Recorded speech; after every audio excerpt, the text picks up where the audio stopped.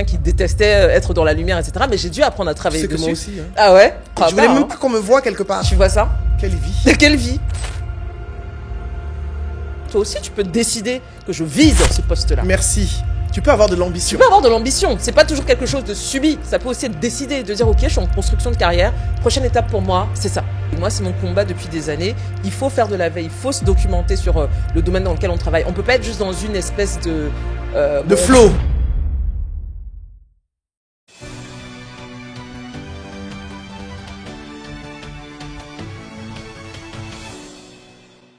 Bienvenue sur la chaîne Naboufal officielle, la chaîne de l'investissement sur soi, du développement professionnel et personnel, la chaîne qui va faire de vous des personnes inspirantes, impactantes, brillantes et charismatiques.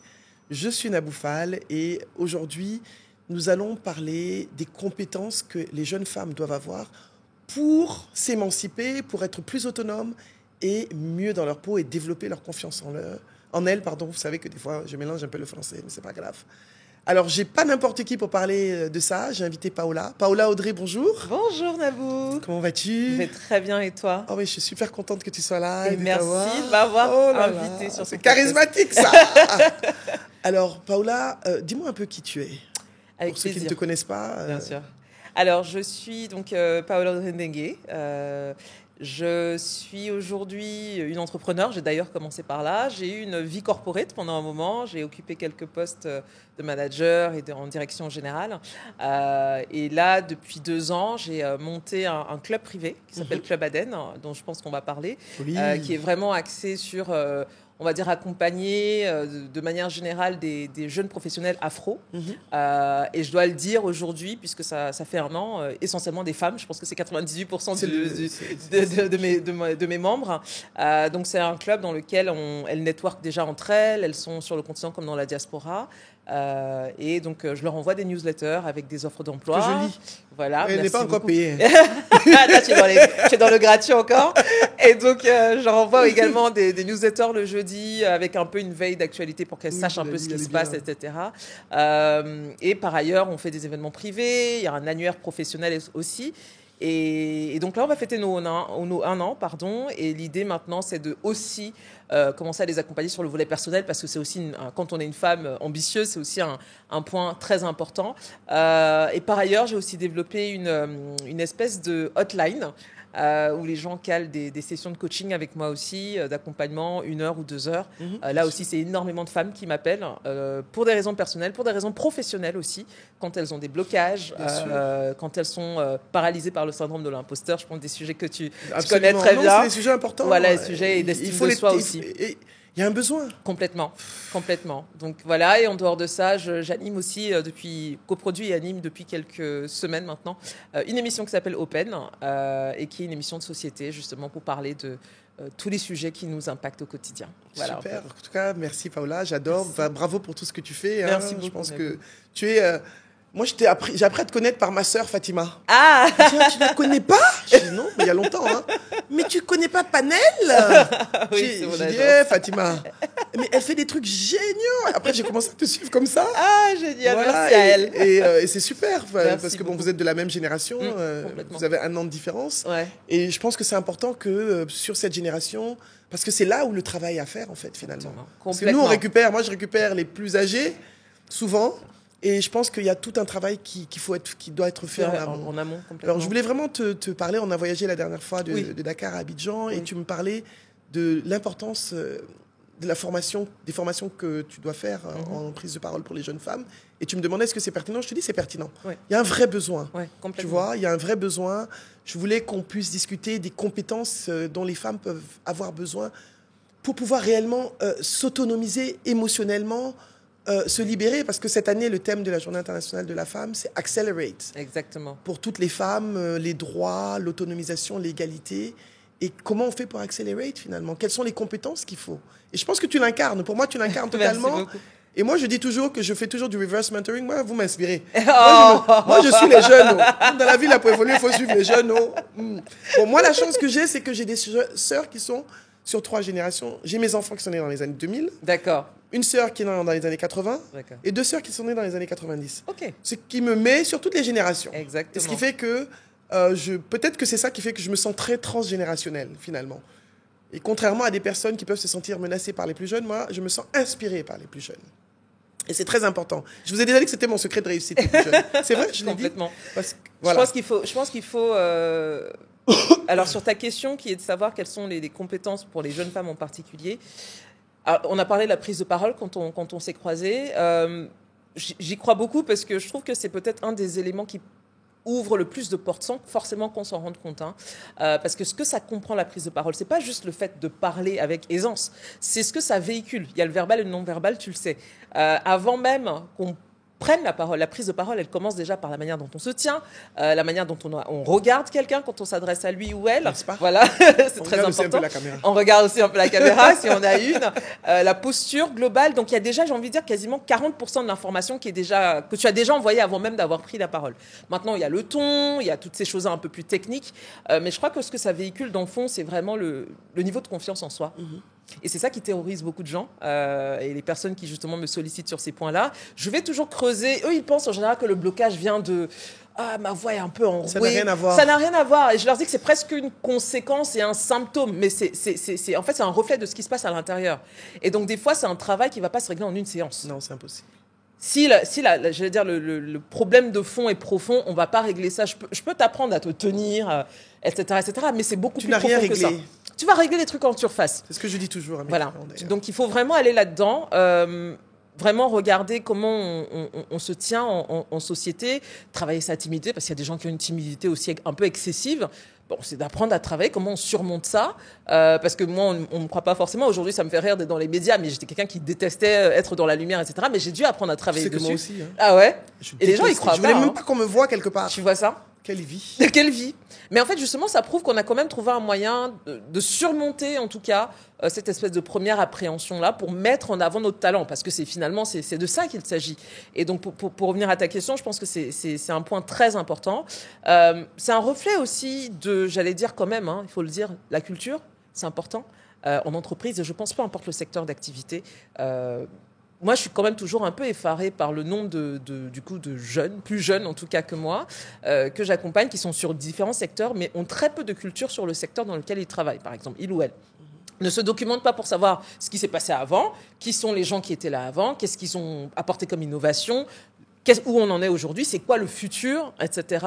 Il faut toujours faire de la veille. Moi, c'est mon combat depuis des années. Il faut faire de la veille, il faut se documenter sur le domaine dans lequel on travaille. On ne peut pas être juste dans une espèce de flow, et puis on se laisse porter. Sans savoir ce qui s'est passé avant et quels sont les trends devant. Exactement. Si on n'a pas d'ambition, il n'y a pas de problème. Mais si on a de l'ambition... Non, les gens de ma chaîne ont de l'ambition. Je m'en doute bien. Elle est charismatique. C'est pour ça que j'insiste là-dessus.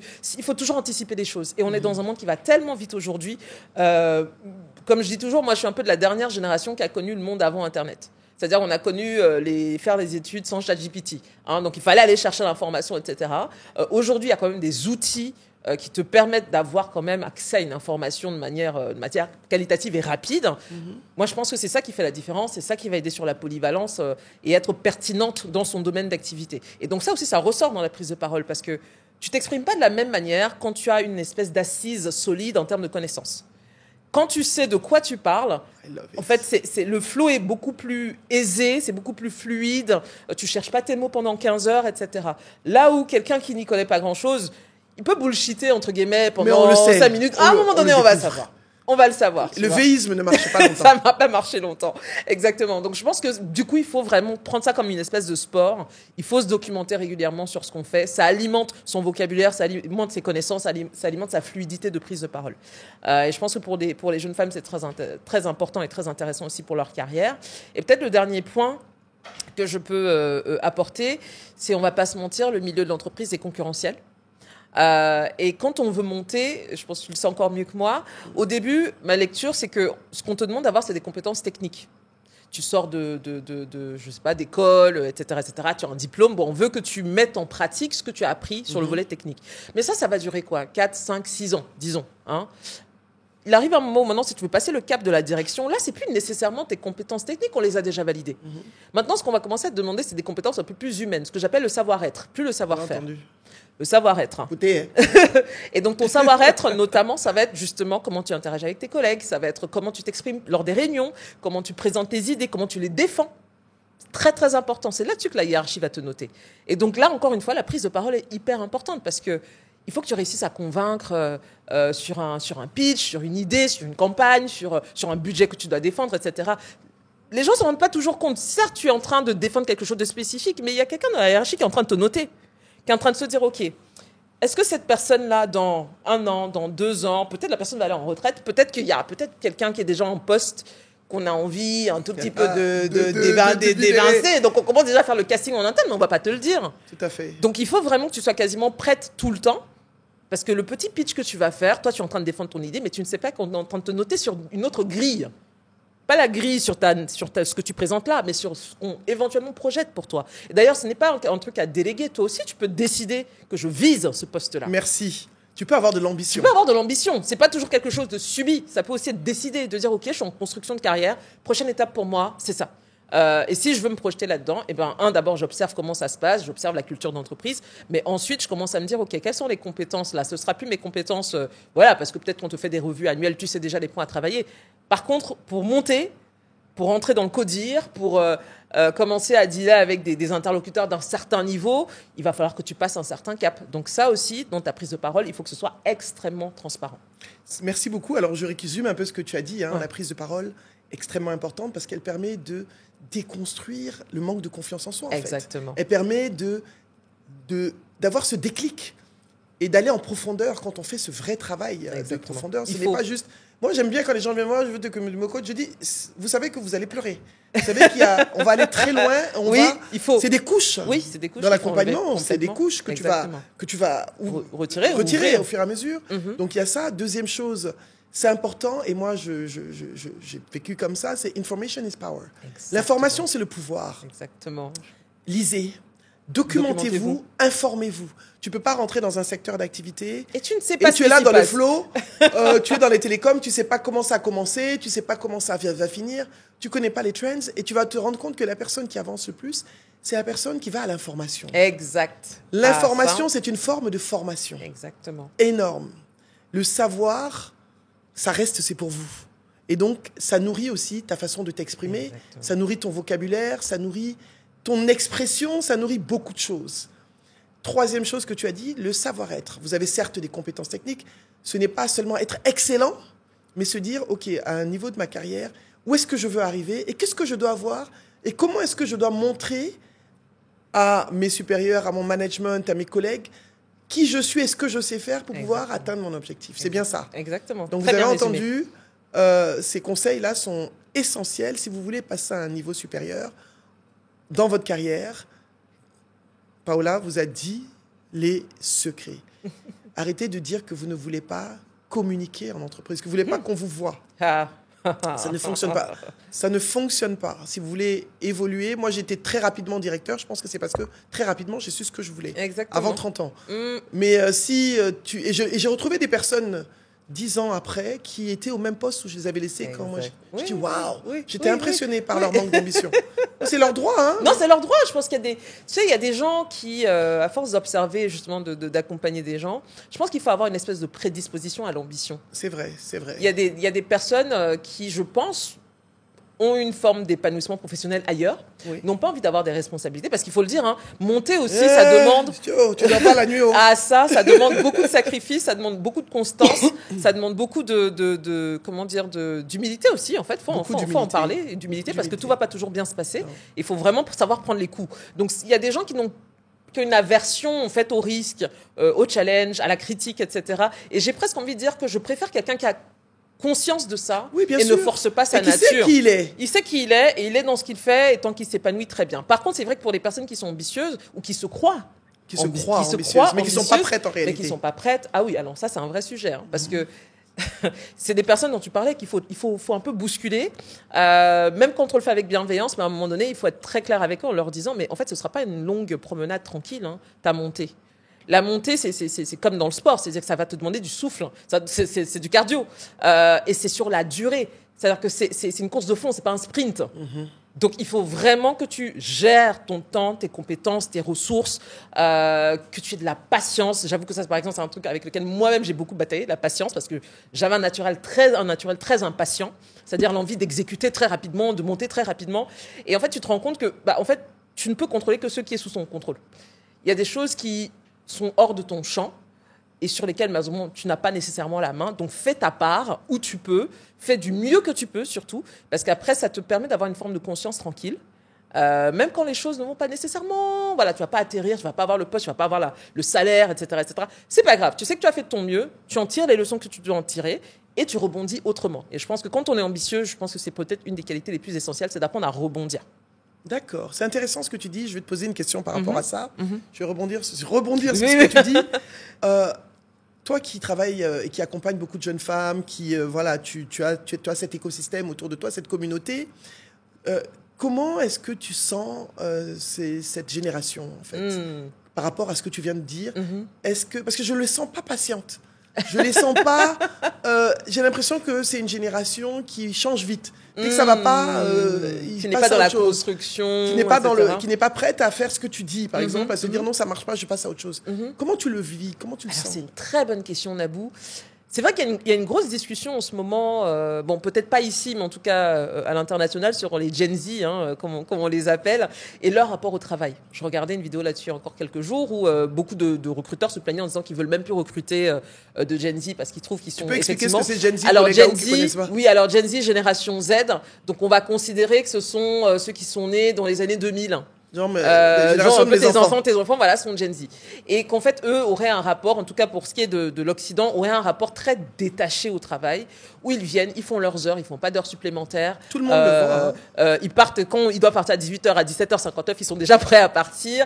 Ils sont aussi du genre à faire des retours à la hiérarchie, alors que, je veux dire, peut-être ma génération, on était plus à laisser la hiérarchie nous faire des retours et éventuellement voir si on peut... Même ça va élaborer la mienne, on parlait même pas. On parlait, tu vois ce que moi, je veux dire? parlais, c'est comme ça que j'ai eu beaucoup de problèmes. Exactement. Mais c'était pas la norme pour le coup. Ouais, c'est vrai. Et donc, du coup, eux, ils ont vraiment un rapport très, très détaché au travail où ils démissionnent pour un oui, pour un non. Alors qu'on pourrait se dire, il y a quand même un peu une forme de précarité de l'emploi, où normalement, si tu as un job, tu t'y accroches. Encore une fois, c'est ce que nous, notre génération, et peut-être la tienne aussi, oui, bien c'est ce qu'on sûr. nous a dit, c'est ce que nos parents nous disaient. Ont appris. Nos parents, tant qu'on n'était pas assis dans un bureau, on n'a pas de... Exactement. Pas. Et eux, ils sont complètement à l'opposé de non, ça. Ils sont dans un autre level. Exactement. Et donc, quand moi, je m'assois, justement, j'ai commencé un peu à discuter avec des neveux, des nièces là-dessus. Et ce que j'ai retenu, c'est qu'ils m'ont dit, on a appris de vous. En parlant de ma génération, c'est en intéressant. disant, oui, ils m'ont dit, on a appris de vous, on a vu ce que ça donne, en fait, quand tu donnes toute ta vie à une entreprise, et soit à la fin, en gros, on te vire comme un malpropre, ou alors tu tombes malade, et puis du jour au lendemain, voilà, ou même tu t'épuises, en fait. Tu quittes ton mari parce que tu n'as pas le temps, ta femme. Exactement. Et donc, et en gros, sont dans cette chose-là, un peu de recul, en se disant, on veut l'équilibre. On veut faire un job, certes qu'on aime, mais pas au prix pas au sacrifice de tout, de sa personne. Donc, ils sont vraiment dans cette logique-là. Et honnêtement, je peux pas les blâmer. Maintenant, non plus. Par contre, ce que je leur dis à chaque fois, c'est que le fond de leur vision des choses, je partage parfaitement. Par contre, je leur dis qu'il faut aussi être un peu pragmatique. Si tu es dans un changement perpétuel, je veux bien à la limite que tu changes quand tu restes, on va dire, dans le même domaine. C'est-à-dire que tu évolues différemment, mais je veux dire, tu réussis à acquérir des compétences. Par contre, si tu es dans quelque chose où tu ne construis rien, c'est-à-dire que tu ne vas pas sortir de là avec des acquis que tu peux convertir derrière, voilà, ça, par contre, c'est un problème. Là, certes, tu vas avoir une espèce de tranquillité sur le moment, mais ce serait dommage que dans 5 ans, dans 10 ans, etc., tu ne puisses pas t'appuyer sur ton expérience, quelle qu'elle soit, pour justement avoir la stabilité que tu cherches, en fait. D'accord. Parce que quand on est à 18, 20... 24, 25 ans, bon, effectivement, on peut encore, changer. D'ailleurs, je pense que cette tranche d'âge est faite pour ça. Mes enfants ont 23 ans, donc. Voilà, c'est l'âge des expériences. Donc, moi, j'ai pas du tout de problème avec ça. J'ai fait la même chose. Par contre, à partir de 30, 35, tu commences à avoir quand même d'autres problèmes dans la vie. Oui. Tu vois, tu commences à avoir d'autres responsabilités qui arrivent. Tu peux plus te permettre nécessairement de faire ces sauts-là. Donc, je pense qu'ils ont je pense qu'on est, nous, un peu responsables, entre guillemets, de leur approche un peu détaché du boulot et de l'ambition professionnelle. Je pense que c'est un peu notre part. On a fait nos erreurs. Ils ont été nos petits frères, nos petites sœurs ou nos enfants éventuellement, ont vu ce que ça a donné et maintenant ont décidé de sais pas, prendre un peu de distance un tout petit peu avec l'ambition professionnelle. Oui, j'ai envie de réussir, mais pas au prix de ma santé, de mon bien-être, de mes relations avec ma famille, mes amis, etc. Bon. Et toi aujourd'hui, moi, je suis parente de Gen Z. J'ai des amis qui sont parents de Gen Z. J'ai des amis qui recrutent des Gen Z. Nous, comment est-ce que tu peux nous donner des conseils pour mieux travailler avec eux, mieux les avoir dans l'espace professionnel? Qu'est-ce que tu peux nous donner comme conseil? Ce que je dirais, c'est qu'il faut leur faire comprendre qu'on les écoute. Je pense que dans le fond, c'est vraiment ça. Comme je t'ai dit tout à l'heure, nous, on n'avait pas de problème, entre guillemets, avec le fait que la hiérarchie, entre guillemets, prennent pas nécessairement en compte les avis des gens qui sont... Vous, pas facile. Mes sœurs sont de ta génération, donc vous aussi, vous n'êtes pas on est un peu plus simple. affirmé. Mais tu sais que chaque génération qui arrive sera toujours plus affirmée que la précédente. Okay. Donc, c'est une évolution naturelle. Mais je pense que pour eux, pour cette génération-là, Gen Z, leur montrer qu'on prend en compte leurs idées. Parce qu'à la fin, ça reste quand même des jeunes, pour beaucoup en tout cas, qui sont créatifs, qui ont envie de faire des choses, qui ont envie d'être entendus, etc. Donc, il faut leur montrer ça. Et leur montrer finalement que le cadre un peu formel qu'on leur impose n'est pas là pour les brider. D'accord. Vous entendez? Voilà, c'est pas là pour les brider, pour les enfermer, etc. Le côté bâton, je pense que sur cette génération-là, en tout cas, ça marche pas beaucoup. Je vois avec voilà, ça marche pas beaucoup. Ils ont une autre vision des choses, ils sont beaucoup plus connectés. Donc, il y a, j'allais dire, dans le gap générationnel, il y a des choses qu'ils ont qu'on peut pas comprendre nous. Il faut l'accepter aussi, je pense. Okay. Donc maintenant, c'est juste de réussir à créer cette forme d'espace de dialogue où on leur dit, voilà, on a besoin quand même d'avoir un cadre parce que c'est une entreprise, parce qu'il y a des gens de différentes générations, de différentes cultures, peu importe, et qu'il faut quand même une direction général qu'on donne au travail qu'on fait, sinon ça va aller dans tous les sens. Ils sont pas bêtes, je pense qu'ils peuvent comprendre. Bien sûr, ils sont intelligents. Voilà. Donc une fois qu'ils ont compris ça, qu'on leur a laissé quand même un champ d'expression, mais dans un cadre défini, limité, et qu'ils comprennent que ce n'est pas contre eux, je pense que ça se passe mieux. Maintenant, on va pas se mentir. Il y a aussi, comme dans toutes les générations, il y a aussi des gens qui sont paresseux. Et je pense que la différence qu'il faut savoir faire, c'est entre la personne qui est talentueuse, envie de bosser, créative, mais n'est pas bien comprise, et la personne qui est simplement paresseuse. Là, il faut quand même savoir faire la part des choses. D'accord. Non, c'est intéressant ce que tu dis parce que je reviens sur ce que tu as dit. Nous sommes aujourd'hui la seule période où on a 4-5 générations dans les entreprises. Exactement. J'ai fait une formation en génération interculturelle pour un de mes clients et en effet, tu as des gens de 2000 aux années 60. Exactement, à ça. Et comment est-ce que toi, tu vois, quelles compétences il faut avoir dans le futur du travail pour pouvoir s'en sortir, en fait, en tant que jeune femme ou jeune homme parce que bon, on est plus sur les femmes, mais même les hommes. Même les hommes. Alors, ça va pas être très original, mais j'ai envie de dire, faut aller sur il y a une vraie révolution du travail là qui est en train d'arriver avec l'IA. D'accord. Nous, on le sent peut-être pas encore en Afrique pour l'instant, mais ça va être. Je l'utilise. Voilà, ça va être une grosse vague qui va arriver. Et je pense on est au tout début, et c'est maintenant qu'il faut pas louper le coche en formation. Parce que l'IA évolue très rapidement. C'est-à-dire qu'il ne faut pas attendre qu'on soit à ChatGPT version 10. Là, on est à 4.0. On est à 4.5. Tu vois. Donc, il faut déjà commencer un peu à travailler là-dessus. Moi, je le vois ici à Abidjan. Je vois déjà l'impact, par exemple, sur les panneaux publicitaires. Il y a de plus en plus de marques, parce que je suis dans le marketing, donc je fais attention à ça. Il y a de plus en plus de marques qui font maintenant des campagnes qui sont générées par l'IA. Et donc ça, c'est un signal. C'est-à-dire que toutes les personnes qui travaillent dans la communication, dans le marketing, même dans tout ce qui concerne l'image, dans l'audiovisuel, il faut déjà que vous sachiez maîtriser des outils comme Midjourney, par exemple. Parce qu'aujourd'hui, pour des marques qui ont envie de faire des économies, en fait, alors qu'avant, il fallait dépenser pour shooter une campagne, prendre un mannequin, prendre un photographe, un graphiste, etc. Il y a une seule personne qui se met sur Midjourney en 1 heure a réussi à pondre le truc. Mais j'ai même vu des trucs où tu mets ton produit, il y a des mannequins virtuels. Qui peuvent défiler avec. Donc, il y a énormément de métiers qui commencent à être impactés. Je pense qu'on ne le sent pas encore, mais ça va venir de manière assez violente pour les gens qui ne sont pas préparés. Donc, il faut savoir anticiper là-dessus. Donc, pour les jeunes, aujourd'hui, je leur dirais, c'est la première chose. Moi, je suis vraiment... j'ai vu l'autre jour un article qui disait qu'en Chine, par exemple, à Pékin, à partir de la rentrée prochaine, ils vont faire des cours d'introduction à l'IA au primaire. D'accord. Tu vois un peu? Donc, je pense que nous, j'espère que l'Afrique ne va pas rater ce coche-là. Moi, j'ai recruté un jeune, il a 21 ans, 22 ans, il s'appelle Gamaliel Tanqueux, il est en France, il est en maîtrise d'IA, c'est mon coach en IA. Voilà. Il me forme. Il faut vraiment... Je l'ai recruté, je lui ai dit, écoute, il faut que tu me formes. Il faut absolument. Que je comprenne. Moi, j'aime comprendre. Il faut absolument. Et je n'ai pas honte d'aller prendre des plus jeunes. Non, complètement. C'est ça aussi qu'il faut qu'on déconstruise. Parce qu'on est quand même dans des sociétés où on a toujours pensé, avec le droit d'aînesse, on pense que plus âgé veut dire plus intelligent, plus connaissant, plus sachant, alors que c'est pas ça. Pas forcément. Ça aussi, c'est important qu'on en parle. Et j'essaie de déconstruire ça beaucoup avec mes étudiants. Oui. Je n'accepte pas qu'on dise que quelqu'un aujourd'hui peut devenir directeur à 25 ans, et diriger des gens qui en ont 40. C'est pas grave. Ah, dans notre culture, moi, je l'ai fait. J'ai été à des pareil. postes où j'étais la plus jeune et la seule femme.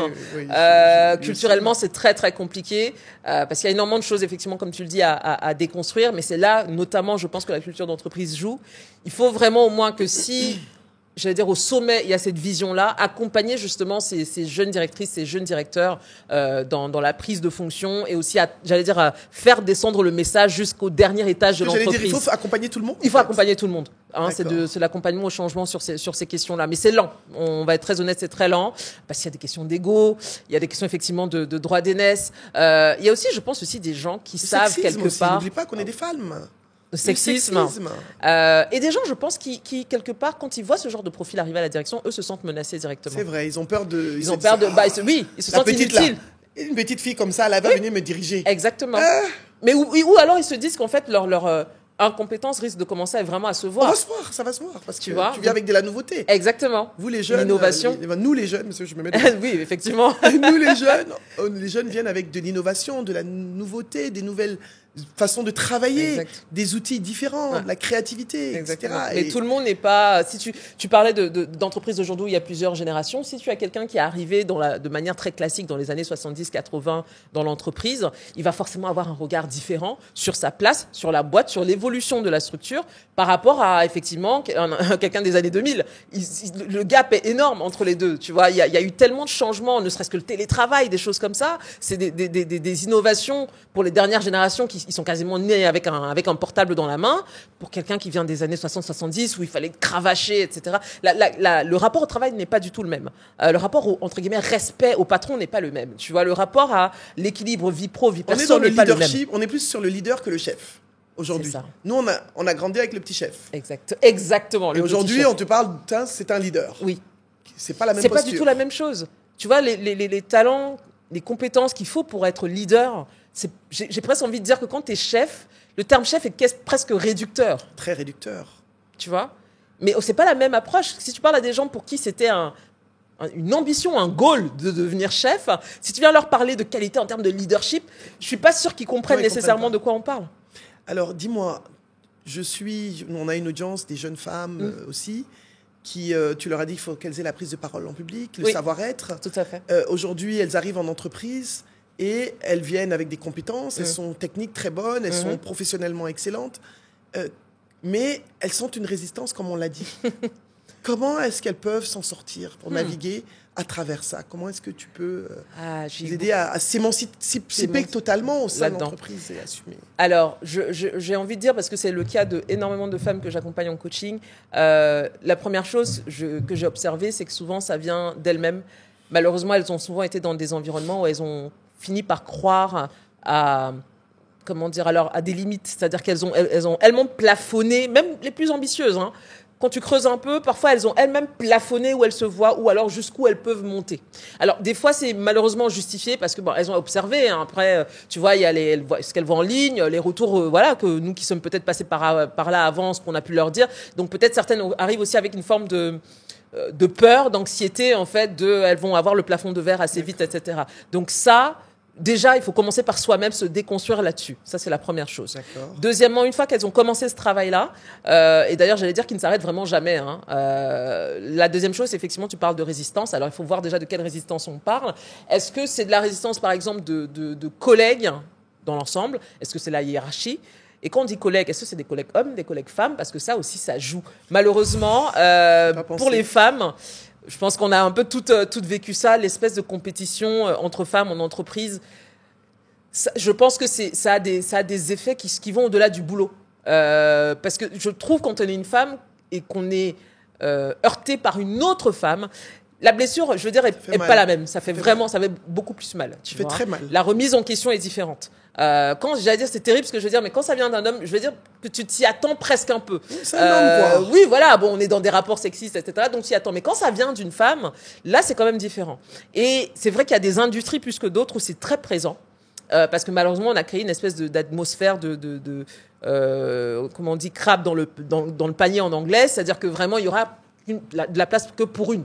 Battez-vous, mais il y aura de la place que pour une. Ce qui est rarement le cas pour les hommes. Il y a de la compétition chez les hommes, mais ils savent quand même qu'ils ont un peu plus de marge de manœuvre. Mais c'est comme si quand tu es une femme, tu arrives, tu sais déjà qu'il n'y a pas beaucoup de place. You must be the only one. Tu dois être la seule.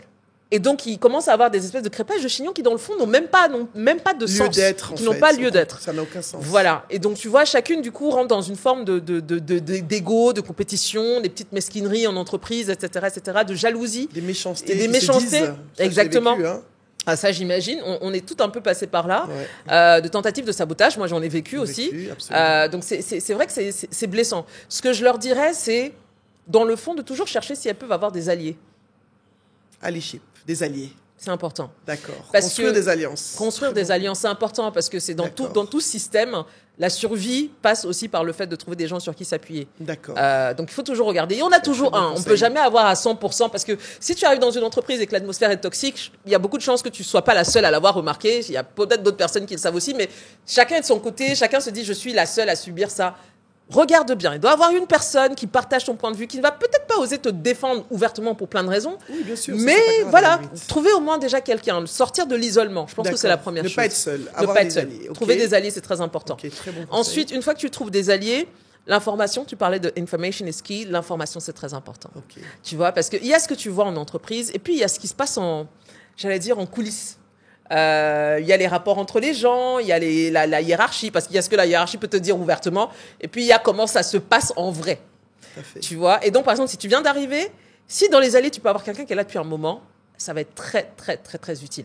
Parce que la personne saura te dire comment tu navigues. Cette personne-là, voilà comment tu dois te dealer avec elle. Cette personne-là, peut-être, elle a de l'ego, mais si tu la caresses dans le sens du... C'est très politique. Elle va te donner les codes. Oui, elle va te donner les codes parce que c'est très politique. Faut pas qu'on se mente. Oui. Quand on est dans le milieu corporate, c'est extrêmement politique. Quand tu n'es qu'au niveau de tes compétences, comme je disais, techniques, ça va. Mais quand tu commences à vouloir monter, dès ça que ta devient... tête sort de l'eau, là, c'est gâté. Il faut être très stratégique. Donc, je pense que quand tu vois cette résistance-là, trouve des alliés, prendre l'information pour savoir, parce que encore une fois, il y a des chances que l'atmosphère soit là avant même que tu arrives. Hein. Donc, il faut essayer de voir comment tu t'en sors.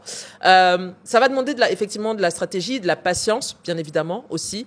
Et dans le fond, quand même, je fais partie de celles qui considèrent que si à un moment donné, tu commences à voir que cette atmosphère te pèse trop, parce que j'ai eu une de mes dernières clientes en coaching, alors elle s'est allée quand même jusqu'à une tentative de suicide. Donc, ça peut arriver. Non, mais ça peut arriver. Parce qu'on se rend pas compte. Ça peut aller dans l'extrême. Oui. Ça peut aller dans l'extrême. Il y a tellement de méchanceté qu'on vit. Enfin, exactement. Moi, j'ai vécu des horreurs. Ouais. Tu vois, le harcèlement professionnel, c'est quand même un point qui est très important.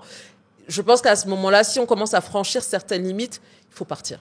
Je suis d'accord. Je pense qu'il faut, à un moment donné, et c'est là que je rejoins les Gen Z justement, à un moment donné, on a de l'ambition, certes, mais tu es ton meilleur cheval, tu es ton meilleur atout. Si tu te grilles là, clairement, tu n'as plus aucune capacité de rebondir quoi qu'il arrive. Nulle part. Nulle part. Donc, tu vas quand même pas griller toutes tes cartes pour une seule entreprise. Je trouve que ça, c'est quand même stratégiquement pas très intéressant. Donc, à un moment donné, si tu commences à sentir que tes limites là sont vraiment atteintes, si la RH ne peut pas intervenir, si tu n'arrives pas à obtenir gain de cause, parce que des fois, oui, tu vas aller voir des services RH qui ne vont pas être de ton côté. Ils pourront même pas. Peut-être qu'ils n'ont même pas. Peut-être qu'ils n'ont même pas la latitude. Exactement. Tu vois. Donc ça aussi, c'est des réalités qu'il faut prendre en compte. Bah, tu commences à préparer ta sortie. Donc tu lâches pas comme ça, Sophie. Encore une fois, on est vraiment dans des situations de violence extrême, etc. Mais si c'est vraiment que pour toi, tu te lèves le matin, tu as une boule au ventre avant d'aller travailler, tu trouves plus de plaisir à faire ce que tu aimes, ça impacte ta productivité, la qualité de ton travail, alors que on sait que tu es excellente. Là, à un moment donné, c'est une question de survie pour moi. Ouais. Et donc là, tu commences à dire, OK, je me donne 3 mois. Je fais mon travail, mais je commence déjà à faire des entretiens ailleurs, envoyer mon CV, à faire bouger un peu mon réseau, etc., etc. Et je pars. Je pense qu'à un moment donné, il faut toujours se choisir soi-même. Surtout quand on est une femme. Se choisir soi-même quand on est une femme. Merci pour ça, parce que ça, c'est important ce que tu dis. Alors toi, Paola, merci pour ça, mais quelle est la compétence ou les compétences qui t'ont aidé à naviguer, à arriver là où tu es aujourd'hui ? La première, je ne sais pas si c'est une compétence ou une qualité, la curiosité. C'est une compétence. D'accord. On peut mettre ça. Ok, donc on met ça sous la compétence. Ok. Donc du coup, curieuse. Je suis une grande curieuse. C'est très important pour moi. Donc ce que ça m'a appris, c'est d'aller chercher l'information, de la questionner aussi. Donc la questionner, ça veut dire ne pas m'arrêter à ce qu'on m'a dit, mais d'aller beaucoup plus loin, remonter aux sources, croiser les informations. Bon, c'est peut-être un peu le petit côté journalistique chez moi. Journaliste, hein. Voilà, un tout petit peu. Donc, mais ça m'a énormément aidé parce que ce que ça m'a permis, c'est d'apprendre aussi à comprendre une information de différents angles. D'accord. Et donc ça, après, quand tu es dans des univers multiculturels, c'est hyper important, tu le sais. Hein, quand tu vas avoir des gens qui ont différentes perceptions, différentes cultures, différentes langues, etc. J'ai eu, moi, occupé des postes en entreprise où j'étais justement cette espèce de sas de décompression entre le siège le buffer. Exactement, entre les deux, tu vois. Et donc, ça te demande beaucoup de diplomatie, ça te demande de pouvoir comprendre les interlocuteurs différents, etc. Donc ça, je pense que la curiosité m'a amené à ça. Ça a été vraiment très important. Deuxièmement, une forme de déconstruction de la peur de l'échec. Ça, c'était très difficile pour moi. Est-ce que c'est résilience? Comment tu appellerais ça? Se dire que l'échec peut exister, que c'est pas une fatalité? Me dire en fait finalement que l'échec me rend plus pertinente. C'est un marchepied de la réussite. Moi, j'ai toujours l'échec. C'est un marchepied. Mais ça, c'est des choses qu'on apprend. Ça, on apprend. Non, ça n'a pas du tout été au début. Parce qu'on grandit avec, il faut gagner à tout prix. Exactement. Donc, j'ai dû travailler beaucoup dessus. Et c'est vraiment un de mes meilleurs amis le jour où il m'a apporté cette phrase, où il m'a dit « Progress, not perfection ». Progrès, pas de perfection. Je se concentrais sur la progression et pas sur la perfection. La progression est plus importante que la perfection. Exactement. Et donc ça m'a énormément aidé. Et donc la manière dont j'ai commencé à approcher les échecs en entreprise ou etc., c'est de me dire « Ok, la personne que j'étais avant l'échec et la personne que je suis après ne sont pas les mêmes. Parce que je sors de là avec un niveau d'information que je n'avais pas avant. Ça me rend beaucoup plus pertinente. Et je dis toujours que moi, je me vois comme un couteau. Chaque expérience m'aiguise. Absolument. Chaque fois que je sors de quelque chose, je suis plus la même qu'avant. Je suis plus affûtée. Je suis plus affûtée. Et donc, depuis que j'ai cette perception-là, je suis plus intimidée par je suis plus intimidée par le fait de tenter des choses, d'accepter des postes auxquels j'avais dit non avant, en me disant non, mais je suis pas légitime, je suis pas compétente, peut-être que. Non, je me dis, allons-y. On va voir. Voilà. Et puis, au pire des cas, ça se passe pas bien, advienne que pourra, mais ce qui est sûr, je vais me donner à fond. Et ce que je vais tirer de là, ça va nécessairement m'amener à un autre niveau, quoi qu'il arrive. Donc, j'ai progressé, quoi qu'il arrive. Donc ça, je pense que c'est du coup, mathématiquement, ça me donne juste un champ plus libre et un champ plus grand d'opportunités. Et peut-être le dernier point en termes de progression, ça a été dans la manière dont j'ai structuré ma vingtaine. Je voyais ma vingtaine comme vraiment la période d'apprentissage. C'est là que tu fais tout ce que tu as à faire. Donc énormément, j'ai fait beaucoup de choses sur ma propre boîte où j'étais pas payée. Il y a beaucoup de gros clients que j'ai eus qui ne m'avaient pas forcément rémunéré. Mais je savais qu'à ce moment-là, ce qu'il me fallait, c'était un CV, c'était un portfolio. Tu étais en train de planter les graines. J'étais en train de planter les graines. Tout à fait. Donc, je me suis dit, saisis l'opportunité. Tu sais que tu n'es pas en train de toucher ce que tu devrais. Mais c'est pas grave. C'est ce que j'appelle le coût de l'apprentissage. Donc, j'ai appris en travaillant avec ces entreprises-là, avec ces gros clients-là, etc. Ça m'a donné une crédibilité aussi. Parce que quand tu commences déjà avec ces clients-là, en fait, tu ne peux que monter par la suite. Et là, c'est un investissement que tu fais.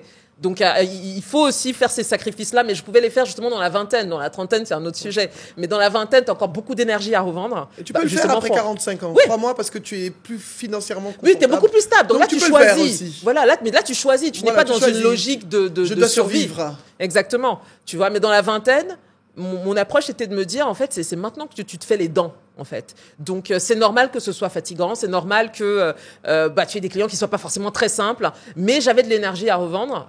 J'avais envie de prouver aussi, surtout. C'était très important. Je pense que ça m'a beaucoup servi. Et ça, je le dis, merci. C'est important que tu le dises. Je le dis souvent à certains, oui, mais je fais des stages, je ne suis pas payé. Je dis, le stage, tu le fais pour toi.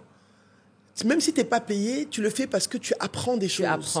Tu es en train de crédibiliser quelque chose. Exactement. Nous, on a fait des stages non rémunérés, mais ce sont ces stages qui nous ont permis d'arriver, enfin nous, moi, les gens de ma génération, oui, mais moi aussi, et les gens de votre génération. Exactement. Mais là, aujourd'hui, ils veulent tout de suite l'argent. Non. Il y a ce truc de je veux devenir riche qui est ce truc à la mode, la richesse, argent. Mais tu sais, je pense qu'il y a aussi une dimension qu'on doit prendre en compte les concernant. Nous, on n'a pas eu les réseaux sociaux, pas au même niveau en tout cas. C'est vrai aussi. J'avais oublié cette affaire. Non, moi, nous, on n'a même pas eu. Vous l'avez pas eu. Nous, on a eu ça. On a connu les réseaux sociaux à la trentaine. Voilà. Alors, tu vois, nous, on l'a eu les premières années de Facebook. Donc, je pense que ta génération et la mienne, on n'a peut-être pas le même rapport à la construction de carrière et à l'attente quand on construit quelque chose et qu'on a une rétribution à la fin. On n'a pas le même rapport au temps que cette génération-là. Oui, eux, ils sont nés avec des gens qui sont devenus riches du jour au lendemain avec TikTok. Donc le rapport au temps, c'est très important ce que tu me dis là. le rapport Ça au me temps, parle. il n'est pas le même. Tu vois, donc c'est pour ça que j'essaie je les comprends Tu un les tout comprends, petit peu. Ça me donne plus d'empathie moi-même. Voilà, parce qu'on n'a pas, nous on a quand même eu des parents, je pense comme les tiens, comme les Bien miens, sûr.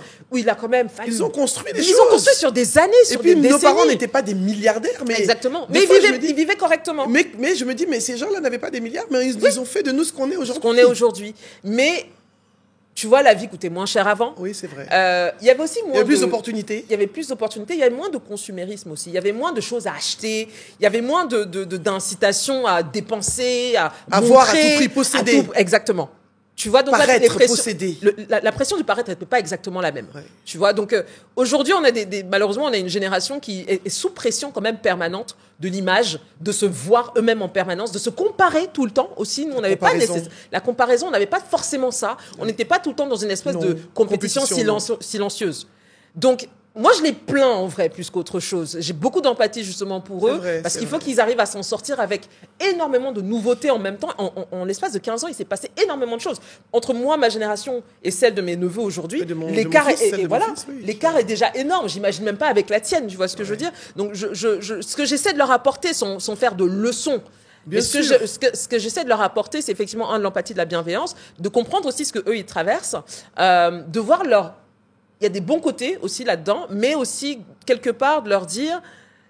Il y a encore des petites choses que nous, on a vécues, qu'on peut éventuellement vous transmettre, et surtout la patience. Je pense que c'est justement ça. La patience. La patience. Importance de la patience. L'importance de la patience. Parce Ah, que ça, tu merci. peux pas y couper. Hein. Je valide complètement. La Tu peux pas patience, écouter. on disait que c'était une vertu, mais aujourd'hui, Ah, aujourd'hui, c'est une un très grand soft skill, je veux dire. mais complètement. faut Parce qu'il y a développer. tu sais, on est permanemment les notifications, tout va très, très, très, très vite. Dans un environnement comme celui-là, très stressant, vraiment, il faut se forcer quasiment à dire j'attends. Je sais que éventuellement, je pourrais avoir ça dans la. J'attends. J'attends d'apprendre. J'attends que les choses se fassent. J'attends que les gens me reviennent. J'attends que, je sais pas moi, peut-être l'opportunité se présente. J'attends le bon timing. Parce qu'il y a la question du timing aussi. Tu peux être très compétente, tu peux avoir toute l'ambition du monde. Le timing n'est juste pas encore arrivé pour toi. Hein. Moi, c'est un truc sur lequel j'ai dû me déconstruire parce que j'avais toujours l'impression que j'étais en retard. Alors que, objectivement, pas du tout. J'ai eu cette discussion avec Fatima, ma soeur. Ouais. Ouais, je suis en retard. J'étais pas en retard. Mais c'est difficile. Hein, Elle me dit oui, Nabou, mais hein. parce que vous êtes exactement Oui. la même génération. C'est Et je difficile. pense que vous, votre génération, vous avez ce truc de retard quand même Oui. était Oui. assez ancré Non, mais bien sûr. chez vous. Et elle me Oui. dit, je suis en retard parce que j'ai pas ceci, j'ai pas ça. J'ai dit, mais tu as ton moment. Et là, aujourd'hui, C'est elle difficile. fait elle a fait son truc de wedding planning, ça marche Super. bien. Elle se rend compte que c'était pas encore son moment. Son C'était moment, pas c'est ce maintenant. moment. Mais tu sais, c'est dur. Hein. Quand tu n'es pas encore, justement, quand tu n'es pas dans cette saison-là de ta vie, dans cette phase où tu es aligné avec toi-même, Oui, l'alignement. quand tu n'y arrives pas, tu as vraiment l'impression que tu as tout raté. Alors qu'objectivement, c'est pas le cas. Hein. C'est C'est-à-dire pas que le tu cas peux du tout. exceller. Bien Mais sûr. tu sais, cette perception de toi-même que tu n'as pas atteint les objectifs que tu t'étais fixés, et encore en particulier parce que c'est mon cas et le cas des femmes que j'accompagne, les femmes ambitieuses en particulier, on est extrêmement dur avec nous-mêmes. Ah oui, très dur. On est extrêmement Très dur. On n'a pas de compassion. On n'a envers pas de nous. compassion. Oh là là, non. Et en fait, on n'arrête pas chaque fois qu'on le goal, on s'en rapproche, on le repousse encore plus loin. Tout à fait. On pousse nos limites. On pousse nos limites. Mais au Chaque fois point- qu'on se rapproche, on pousse. Et c'est pour ça Mais que le problème, c'est Ouais. dangereux. Parce que ça a un impact sur notre santé Mais mentale. bien sûr. Sur notre santé on se émotionnelle. surmène. Sur notre santé physique. Exactement. C'est ce que vraiment je défends. Une des dernières émissions justement d'Open, c'était sur les effets du stress sur les femmes en particulier, parce qu'on a un syndrome superwoman qu'il faut qu'on apprenne un tout petit peu à laisser un peu de côté, parce que ça nous mine. Et surtout, ça nous force à nous déprécier, tu vois, à ne plus vraiment avoir beaucoup de Apprécier regard, qui nous apprécier sommes. qui on est. Et apprécier ce que nous avons déjà Exactement. C'est pour ça que j'ai ma nièce qui vient de valider son double master à 24 ans, une fille mais brillante, Michaela. Et quand elle m'a envoyé une photo avec son truc son chapeau de diplômée, etc. Et je me rappelle, je lui ai dit alors vraiment bravo, etc., très fière de toi. Et la première chose que je lui ai dit, c'est s'il te plaît, je veux que tu prennes un moment pour célébrer ça. Parce que je voyais qu'elle voulait déjà enchaîner, etc. Et je me suis vue à son âge et je lui ai dit, non mais prends le temps de savourer, parce que il y a 2 ans, tu rêvais d'être là. Et je sais que tu es ambitieuse et que quand on est ambitieuse, en fait, une fois qu'on a atteint le goal, on est déjà sur le truc d'après. Mais en fait, ce que ça fait, c'est à un moment donné, c'est que tu n'apprends même plus à savourer ce pourquoi tu travailles. C'est important. Je valide complètement. C'est important. Et on le vit même. Oui. Et ce que tu dis, c'est vrai, parce que moi j'étais ingénieur à 23 ans. Waouh. À 24 ans, j'avais déjà un master et tout. Et on est tout le temps dans une compétition. Oui, avec T'arrêtes soi-même pas. déjà. Hein. Avec moi, j'étais en Avec compétition soi-même, personne. avec soi-même. Hein. Et maintenant, par contre, je prends mon temps. Ouais, complètement. Parce que j'ai plus de maturité, j'ai plus d'expérience, Mm. je relativise énormément. Mm.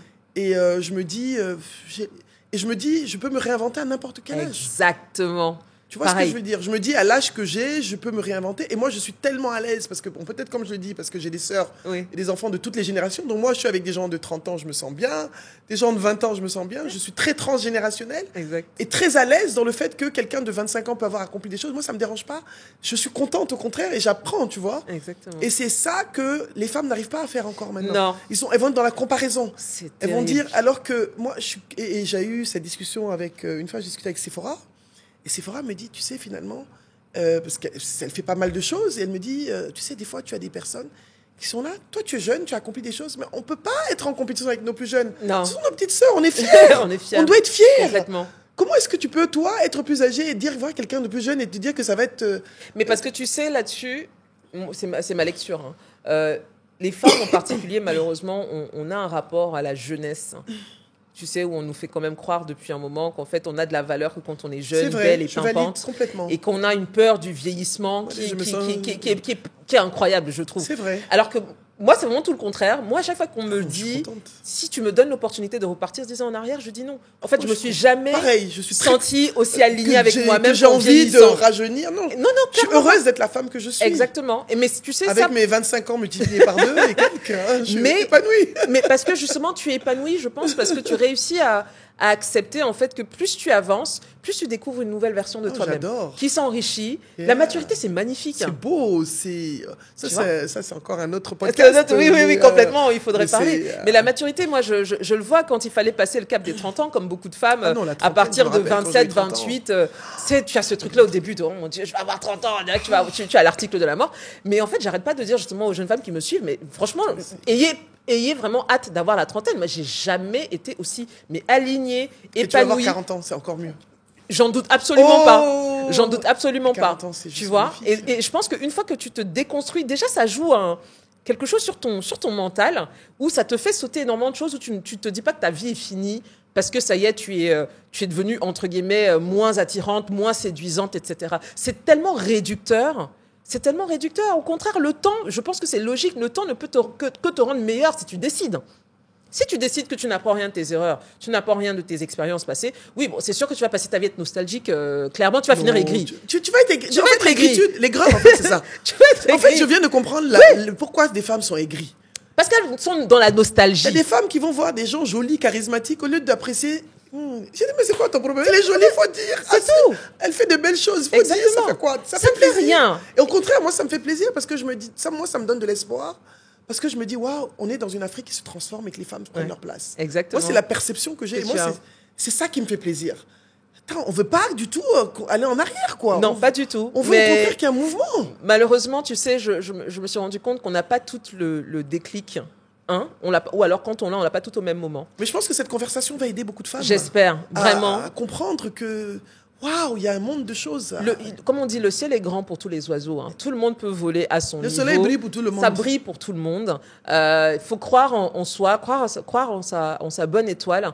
Pas nécessairement se sentir menacé en permanence par une autre femme, etc. Et même si elle démontre une forme j'allais dire, de jalousie, d'agressivité, Ça, c'est son etc. problème. C'est comment elle vit ça. Ça, c'est son problème. Elle est responsable Exactement, de ça. c'est son problème. C'est pas le tien. tien. Exactement. C'est pas le tien. Donc, il faut vraiment, en même temps, trouver un moyen de s'en protéger. Bien Mais sûr, de l'autre il faut s'en côté, il protéger. faut s'en protéger. Mais de l'autre côté, ne pas rentrer nécessairement dans cette espèce de, j'allais dire, de bagarre permanente, etc. Faut Moi, pas j'ai- suivre ce mouvement. Ouais, moi, j'ai une approche très simple là-dessus, qui est de dire, on n'est pas obligé de tout s'entendre. Parce que de toute manière, Non, ça, c'est tous pas les grave. humains ne peuvent pas Non, s'entendre. c'est la vie qui est là. C'est la vie. On a chacune nos Ça, c'est pas caractères, grave. voilà nos Mais visions, on doit nos respecter valeurs. le chemin de chacun. Voilà. Moi, c'est ça, mon C'est pour ça que je parle toujours de pacte de non-agression. Il y a des I gens like that.